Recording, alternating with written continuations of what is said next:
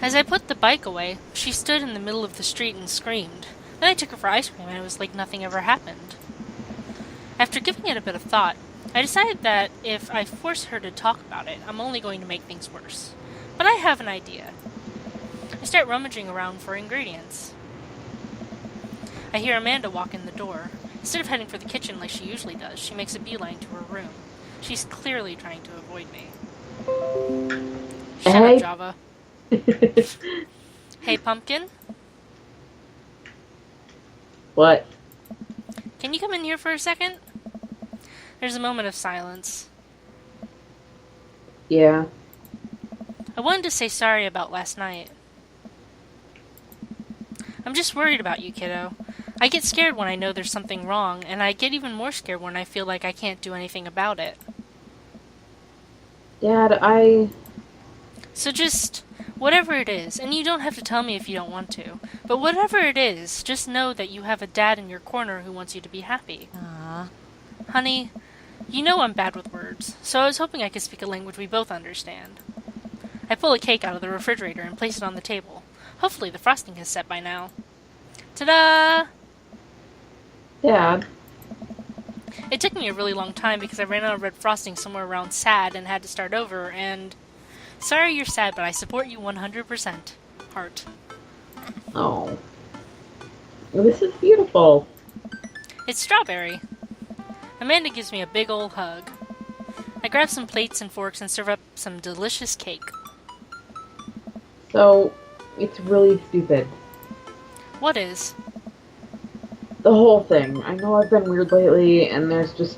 I don't even know how to explain it. I feel like I might have to make you a chart. I'm listening. Do you want me to take notes? I guess I should start from the top. So you know how Emma R is going to that fancy art school in California, right? Emma R. That's the best friend, right? Yeah, that's the best friend. Well, at least you remember. I've played this a couple times. Emma P's the other one, I think. You got it. Wow, proud of you. Anyways, ever since she got the acceptance letter, I've been feeling like she's drifting away, you know? And she's been spending a lot more time with Grace and Emma P. I just thought it was all in my head for a while, but then I found out from Rosie M that why do none of her friends have last names? That both of the Emmas, Grace and Noah, all went to a party at Mackenzie F. Oh my Jesus Christ. On the same night, they all told me they were busy studying for the Calc AB finals. Yikes. Oh. So, another important piece of information is, God, it's embarrassing. I have a crush on Noah. And, that's a thing. What? Whoa. I had no idea. I definitely didn't know that. Okay. You're a bad liar. So are you. I learned it from the worst. Hmm. Anyway, so the only person I told about the crush was Emma R, and she promised not to tell anybody, and I didn't confront them about the party thing because I didn't want to start drama. So I just keep quiet and keep going about my business. I forgot how to read English there for a second. Amanda sighs. And then one day I invite everybody out to get nachos. Now I fucking want nachos too. At the mall, after not texting me back for like 2 hours, even though none of them ever put their phones down for more than 60 seconds, they all say they're busy, like simultaneously. So I tell them, never mind, I'll just eat nachos at home, right? But we're out of chips, and I really wanted nachos. Totally understandable. Aww. So I go to the mall anyway, and I get to the food court, and who do I see there but Gracie, Emma P, and Emma R, and Noah, all hanging out together, eating nachos, without me. What? It gets better. I'm standing by the escalators watching them, and I realize that Noah has his arm around Emma R, which is kind of weird, right? But then they kiss. No! Yes, I know. So I storm over there, and I'm like, hey. And Grace drops a nacho on her shirt, because of course she does, and Emma R just, like, glares at me. Grace. Grace. Nothing is coming up. I don't know who that is. Grace is the... These choices. I'm gonna go with gossipy one. Yeah. Yeah. I know! Huh. Grace is the one nobody really likes, or I guess that's me now. But anyway, nobody will say anything, and I'm just like, you guys suck, which I realize is not the most eloquent thing to say, but I was very angry and really embarrassed and just wanted to get out of there. So I left without nachos, which I might I add, which only further contributed to this shitty day, and immediately drafted a super long text to the group chat asking them why they've been so weird. Unity Y. And I wrote another one to Emma R asking how long the Noah thing's been going on, and sorry, I know that's a lot. You still following? What did Emma R say? Oh, okay, get a load of this. Emma R says, you know what? Let me just read it to you. Amanda pulls out her phone and reads, word for word, an arduously long string of text messages. Oh, Lord help me. Can you believe that? I cannot believe that. I care so much about Amanda's social life and mental well-being, but man, do I not understand what she's talking about. This is all beyond me, but I am trying my hardest to be supportive. Oh. They were dating in secret for like months. So I told her that she's being a really terrible friend, and she's like, well, if you think I'm so terrible, then just stop being my friend. And I was like, okay. And then she left me on read. Read? Red. And then... Wait, left me on red? What's that? Oh, like, she saw my message and didn't reply, and I know because there are red receipts.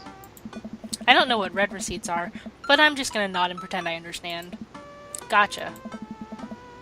So while this is all happening, I'm talking to Emma P about how mad I am, because she's at least being kind of reasonable, and I'm venting to her about how pissed I am at everybody and stuff. And then out of nowhere, Noah texts me and is like, how could you say that about me? And I'm like, say what about you? And he tells me that Emma P sent screenshots of everything I told her to the group chat that I got kicked out of. Alright, I think you lost me a screenshot, but that definitely sounds bad. There's so much more, but honestly, it's all just really stupid teenager stuff. The bottom line is that everybody dropped me, half of my grade hates me, and now I have no friends. Damn. Amanda, I'm so sorry. I almost expected it from everybody else, but Emma R's been there since Dad died. I can't believe she would just stab me in the back like that. I'm not even that mad that she's dating Noah. I'm just upset that she lied to me about it for so long. Amanda stabs at the remnants of her cake. Okay, I take it back. I'm kind of mad she's dating Noah. Like, what did I do wrong? Why did everyone just suddenly decide I'm not cool anymore? Why wasn't I enough? I don't understand. I feels you, girl. And as mad as I am at everybody, like, I miss them, Dad. Amanda looks so dejected I almost can't take it. What could I possibly say to help? Oh. Anyways, that's it. That's the whole sordid tale. Thanks for listening. Tune in next week for more hot gossip. I say, Wow. light her friends on fire. Yes. I know, it's pretty dumb. It's not dumb. No, it's a stupid thing to be upset over. Amanda, No, your feelings are real. Don't ever be mad at yourself for having feelings. I guess. Unless you've secretly been a robot who's been approximating human feelings this whole time. Dad, if I was a robot, I would have transformed into a monster truck a long, long time ago. But seriously, I know you probably don't want advice, but I feel like it's my duty as a dad to bestow upon you a few nuggets of fatherly wisdom. Nugget. I say real friends don't do that. When you get older, you start realizing the sort of people you want to associate yourself with. Do you really want to surround yourself with people who would do something like that to their friend? It takes a whole lot of work to find and maintain meaningful friendships. It took me a long time to figure out that myself, and I wish I had learned it sooner. If the other person isn't putting the effort in to show you how much they care, it's not worth it. You're not beholden to being their friend. Ultimately, I think this says way more about their character than it does about yours, because you're amazing, and if they can't see that, well, that's their problem. Hashtag truth. I'll keep that in mind. It took me a long time to figure that out as well. Yeah. I looked Like- down at the table. I kind of looked out because I got the biffle and we've been friends for so long, but outside of my friendship with her, the amount of people that have come and gone and have been assholes in between, it's ridiculous. Yeah. It makes me think about how I used to have a lot of friends in university because I was a social butterfly, and they all dropped me when I got depression. Yeah. And then people in chat, like, they stuck around, most of them, some of you, a few of you. But it's just actually putting the effort into a friendship is a thing. Yeah, like actually sitting down and it's like, Which is why I'm glad that you record with me, because we don't get a lot of time to talk otherwise. no, especially because my schedule's so wonkadoodle because I work midnights. Yeah. But- Anyways. But I try. At least. Yeah. And then I sleep all of the time, so So it's hard. It's like a thing, but like, putting the effort forward towards a friendship is what makes it. There's a word and I can't fucking find it. I love you, Comp. I love you too. Alright, back to the game. I looked down at the table. Did we just eat that whole cake? Yeah, we did just eat that whole cake. Well, good talk. Amanda gets up to go to her room. Before she closes the door, she turns around. Hey, Pops. Yes? Thank you. You are always welcome. Love you, Amanda. I love you too, Dad. I love you too, Dad. Welcome. You've got dads. Matt, Matt, Matt, Matt, Matt, Matt. You know what they say about third dates. They get pretty serious. Are you sure this is your dream daddy? This I'm is sure. absolutely our dream daddy. This has been my dream daddy since I first saw his fucking picture. Yep. Same. Not gonna lie though, I'm probably first going to date Damien when I get my hands on the game. Nico said that we should date Damien, so if you want, we could always do that too. I absolutely approve of that. Okay. Matt and I have spent a lot of time together lately. After we went record shopping the first time, it sort of became a weekly tradition for us to scope out Final Fantasy VII for new releases. On quieter days, I'll go to the Coffee Spoon to just hang out with him. He's been trying to get me to branch out from my usual black coffee to try new drinks, and they're always delicious. Since I've been spending so much time with Matt, Carmencita and Amanda have become really close friends. Amanda's taken Carmencita under her wing, teaching her about photography, helping her with homework, and introducing her to music that's not just boy bands. Well, she did end up taking her to one of the scream, crying, dancing boy concerts, so Matt wouldn't have to go. A truly heroic move. I can tell that Carmencita really looks up to her a lot, so it's great that Amanda's trying to be a good mentor. The open mic night is tonight. Amanda and I busy ourselves getting ready. I try to pick out a nicer outfit than usual and pace around the room. A bunch of really cool bands are going to be playing, and I'm excited to see them. I haven't been to a show since the first time Matt and I hung out. It's weird. Ever since Matt played piano for me that one time, I've never been able to convince him to do it again. He's told me that he also plays guitar, drums, and even the trumpet. He still won't play any of them. For someone so passionate about music, it's strange that he doesn't want to actually play it. Is it though, since he was in a band with his wife? Yeah. Like I know that for a very long time there were things that my dad would not watch or listen to or kind of associate with after my mom died, so I'm pretty sure that technically our player character probably has those things too. Yeah. That is a giant ass coffee cup too, by the way.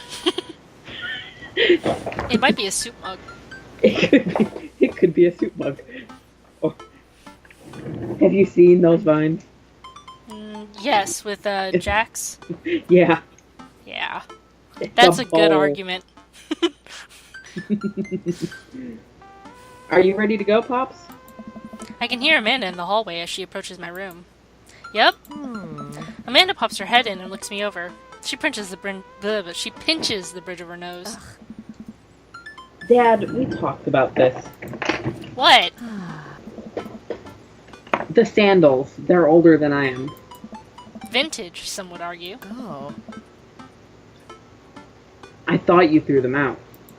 Amanda, since when did you enroll in the Fashion Police Academy? Huh? I got kicked out because I was a loose cannon who didn't play by the rules. For example, you're not allowed to mix florals, but you totally can if you have a good eye for color. You're out of your jurisdiction, rookie. Amanda guards the door until I pick out a better outfit. Stop. Oh. Those sandals are going directly into the evidence locker. What's the... Okay. It's the trash.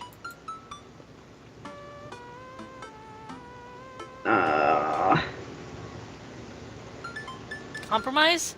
Yeah, let's go with since we cannot see the actual sandals and I cannot judge how offensive they are. Let's go with Yeah. compromise.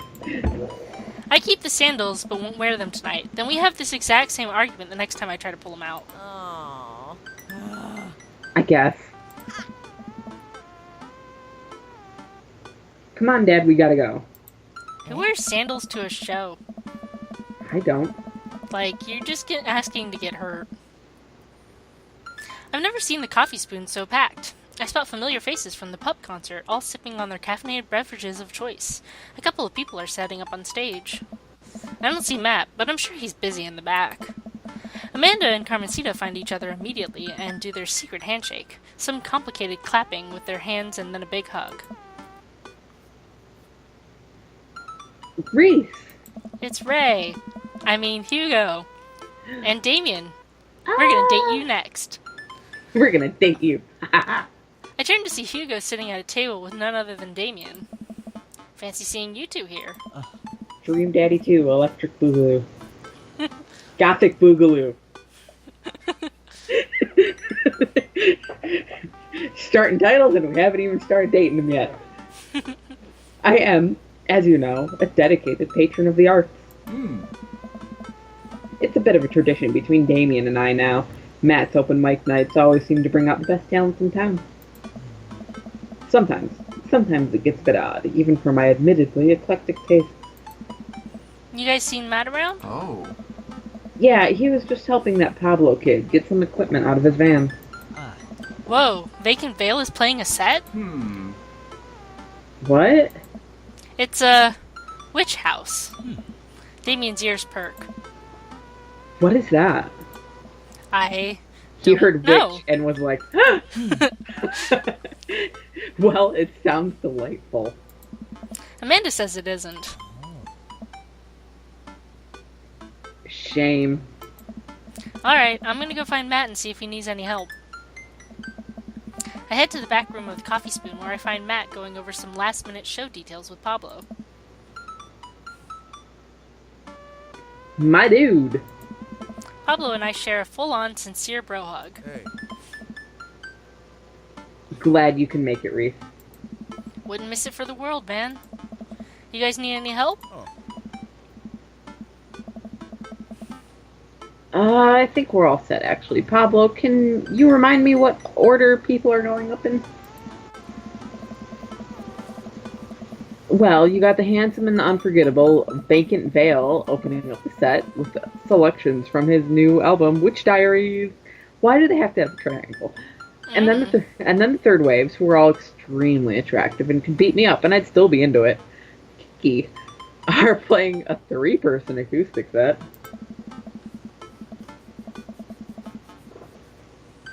We got a little bit of spoken word in there, a magic act, and then it looks like we're closing with Jonathan Jones and the Speakeasy Choir. No, absolutely not. I remember the ridiculous set that this band put on when they opened up for Pup. Sometimes, when it's quiet, I can still hear the sound of an accordion being violently thrown against the wall over and over. They weren't that bad. Don't lie. No, you don't understand. The last time they played open mic night, they lit their bassist on fire, and the fire marshal had to shut us down. They also refused to pay for their drinks. Yikes. They are not playing tonight.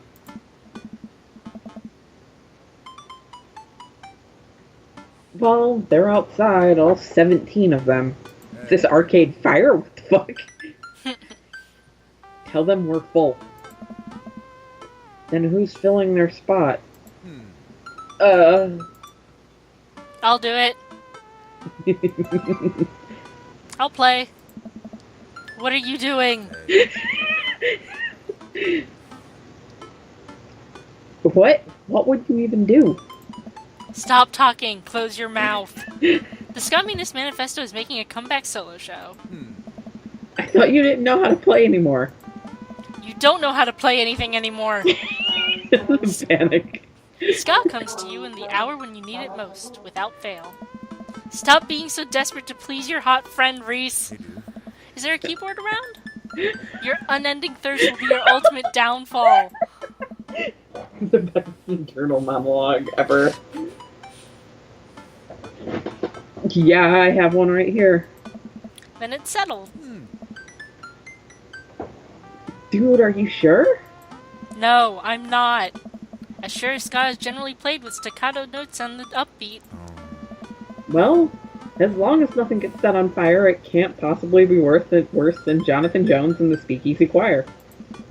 Matt grabs me by the shoulders and stares into my eyes. Thank you, Reese. I owe you big time. Now kiss.